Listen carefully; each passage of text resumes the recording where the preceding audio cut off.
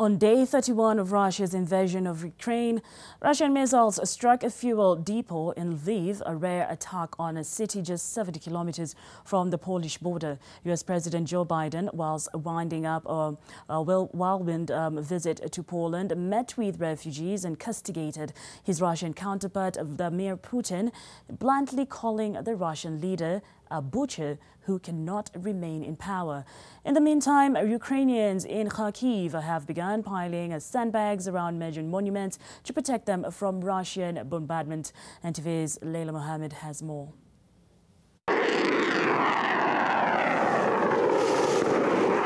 At least 5 people were wounded in 2 barrages of strikes that damaged infrastructure, including a fuel storage facility, in a rare attack on the western Ukrainian city of Lviv.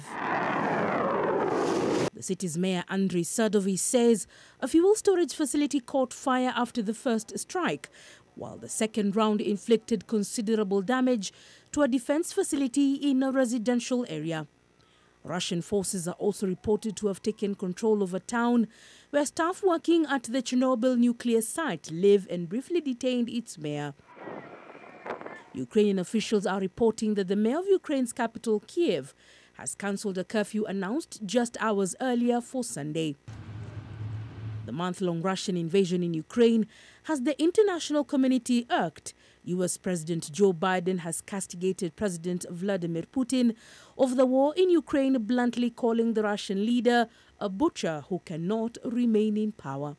Let me say this, if you're able to listen. You, the Russian people, are not our enemy. I refuse to believe that you welcome the killing of innocent children and grandparents, or that you accept hospitals, schools, maternity wards, and for God's sake, being pummeled with Russian missiles and bombs. In an impassioned speech from the royal castle in Warsaw, delivered after meeting top Ukrainian ministers in Poland and earlier conferring with the NATO and EU allies on the conflict, Biden plainly warned Russia. Don't even think about moving on 1 single inch of NATO territory. We have sacred obligation.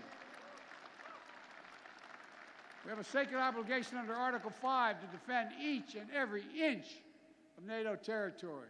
Biden's verbal attack on Russia's leadership came hours before 2 Russian missiles struck a fuel depot in western Ukraine's Lviv.